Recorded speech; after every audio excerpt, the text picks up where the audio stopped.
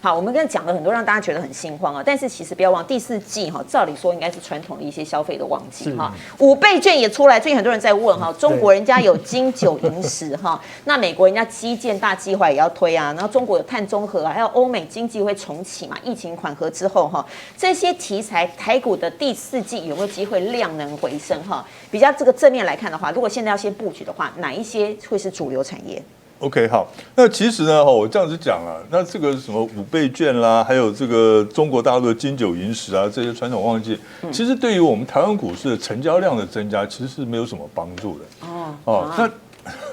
那这样子讲的话，大家会觉得，哎，好像就是这个没什么搞头了哈。那其实呢，这个台湾的股市呢，真正你要出量，我们讲就是啊，要靠自己了，不要去看别人，靠自己。怎么样看自己呢？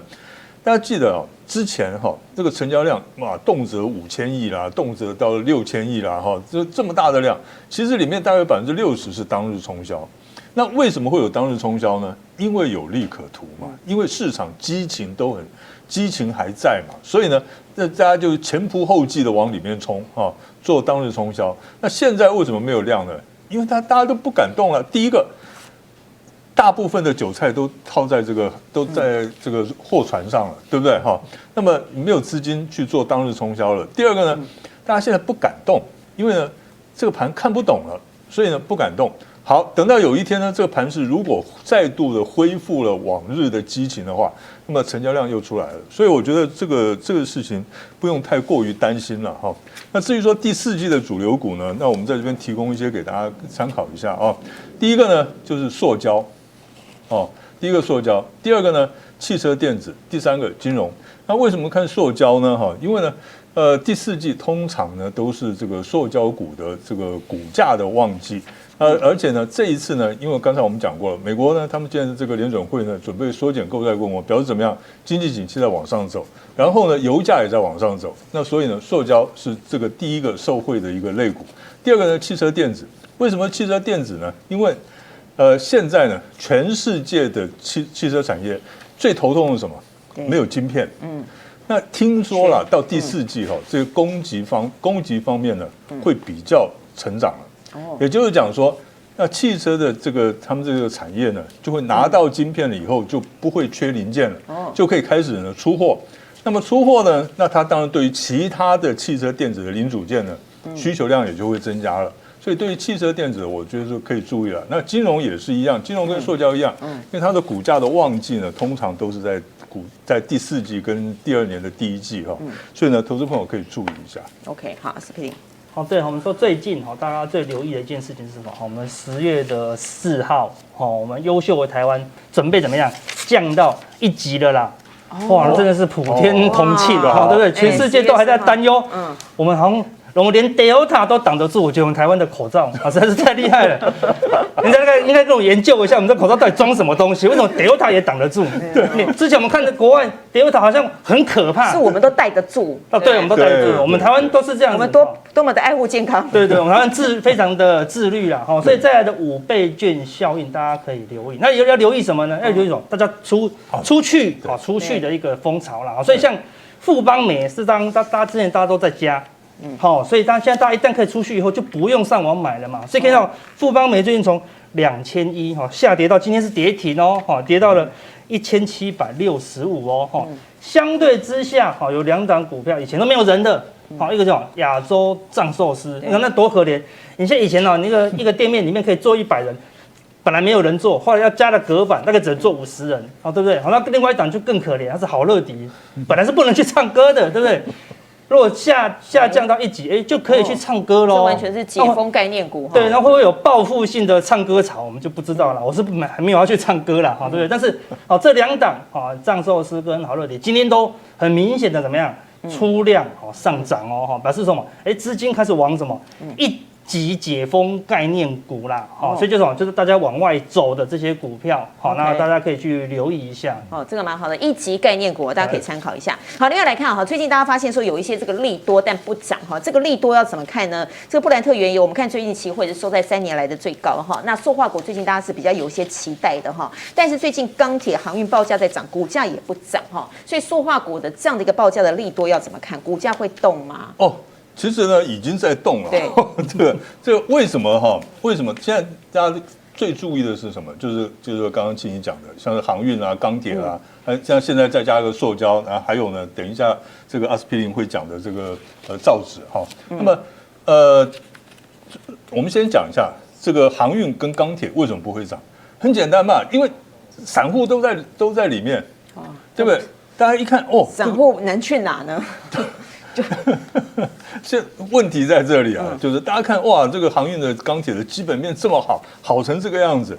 然后呢，我跟你讲，每个人都在跟我讲说，这当初啦，航运跟这个钢铁好的不得了。我说那每个人都知道它好的话，它能涨吗？对不对？按照我们的经验是那个真的涨不上去。所以简单的讲，就是说筹码太乱了。那至于说塑胶股呢，为什么最近可以涨呢？哈，可以涨得这么凶？很简单，大家看一下，到上礼拜五为止。以台塑来讲的话，9月份呢，投信买超多少？1.2万张，外资呢连买11个月哦，一直买哦，买11个月，买超了20.2万张。9月份融资余额只增加了843张，散户根本就不会去看台塑，这只股票怎么可能会涨？对，就是股票市场就是这样，你认为不可能会涨的股票，它就涨给你看。雅聚也是一样。雅聚呢更夸张，大家看一下，9月份投信买了1.7万张，外资买了1.3万张。融资增加了7121张，大家会觉得说哦，增加很多，对不对？可是你看一下，它融券增加多少？4583张，所以它券资比一直在往上飙，所以这两档股票呢，就可以告诉你说，塑胶股这一次呢，比较有可能是玩真的哦。那所以呢，投资朋友可以注意一下。塑胶股是玩真的啦，好，阿司匹林。对，没有错，因为那什么，这2天我发现一件事情是什么？原油，那个国际的原油期货创下新高了，所以今天我经过加油站的时候呢，全部都在排队，怎么大家都赶快先加了，不然那个到时候又加油站又要涨价了啦，所以在油价创新高的这个背景下，塑化股当然是直接受惠的，而且看到塑化类股、塑胶类股的 K 线是创下新高，今天是再度收红哦，而且成交量再度放大。我们说这台股是量缩，台股还是在这样做的一个格局，但是塑化类股量能是持续放大，而且价格呢已经突破了这2-3个月来的新高，所以它什么有量有价，这是目前很明显的一个主流的一个形态啦。另外里面的像昨天那个像荣林老师讲的雅聚跟台塑以外，台聚表现的也是非常强，成交量呢也是持续的增加。重点是什么？法人也是很积极的来做买进啊。那你可以看到怎么操作呢？你的建议是？当然是要靠近均线再来买啦。说这个地方要用喷出的，现在的大环境还不适合啦。所以如果它有压回来靠近10日线附近，我们再来做承接。你可以看到这个最近融资余额都是不敢增加的。这个塑化类股大家还不敢买啊。所以它应该还是有压回的机会。如果还有压回10日线，再逢低做承接，那也要留意。法人是不是持续买进这样子 ？OK， 好，那我们看到这个法人持续买进哈，要来看一下航运股哈。航运股当然这个满烧的韭菜哈，这个整船的都还在船上哈，大家在问到底该怎么办哈？明明这个基本面还是不错啊，那投信是连续好几天在买哈，外资也转成是买超。那看到航运股，其实上礼拜也是一个领攻的指标，站上了月线，这是长荣哈。航运股有机会反攻了吗？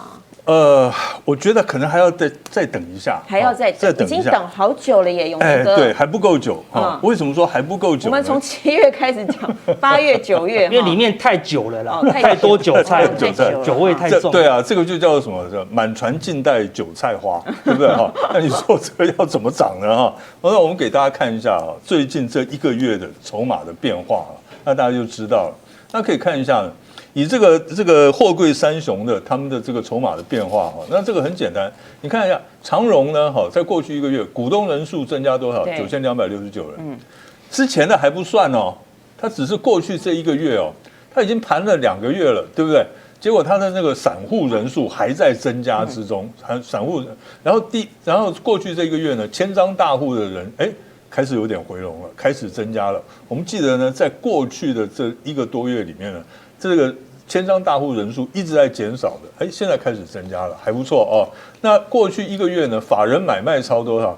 长荣是卖超22000张的，那这个融资余额呢是减少5095张，现在开始变得有一点点对多头比较有利了，可是还不够。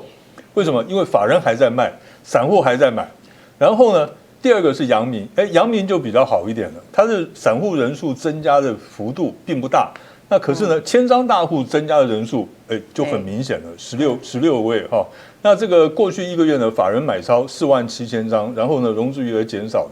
所以你可以看啊，长荣、阳明跟万海的这3档股票里面来看的话，长荣的筹码是比较差一点，然后呢，这个阳明是最好的，那这个万海是普通而已。好，那所以呢，我如果要看的话，我认为啦，这个阳明是可以值得观察注意一下。可是，就是我刚刚讲的。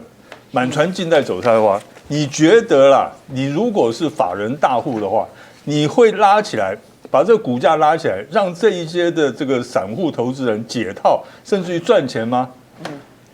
主力转性了吗？对，他们没有去泰国，对不对？怎么可能呢？所以我觉得这机会不大。OK， 所以还有的等啊。对，还要等。阿司匹林，所以有时候你要教我们一个双10操盘法。对，没错啦。说这个航运现在要有大行情啊，暂时不能期待了。航运筹码真的是很乱，而且国际的运价也休息了哈，所以要像上半年那样子疯狂的上涨不多，但是说它有没有赚钱也是有赚钱啊，所以它如果短线小跌就可能小涨。短线如果大跌，就可能大涨。那最近都是小跌嘛，好，那都是小行情的话，那你就要用什么双10操盘法？什么叫双10操盘法？就是它的成交量突破10日均量，行情就来了。好，那股价呢突破10日的均线，好，两个双10都突破，那你就短线的去买进它。好，那只要那个其中一个就股价或是成交量跌破了10日均量或跌破了10日均价，你就要尽快出场啊。就简单来说，你只能用短线的方式来操作它啦，所以像阳明刚刚永年兄已经有讲了啦，就是说筹码有变好，那适不适合来操作？可以，就是用短线的方式来操作。但是因为很多人都是怎么样，这1年来加入股市的人才跳进去这个船上当韭菜，所以他们都会用长期投资，我要么回本，不然我就要长期跟他抗战，所以上面的卖压是非常沉重了。所以要用短线操作，不但要看这个均线的变化，你还要留意国外的走势哦。像国外的最近这个国外的美股的这个航运股呢，上礼拜五是大跌了7点多个百分点，这赫伯罗特是大跌哦。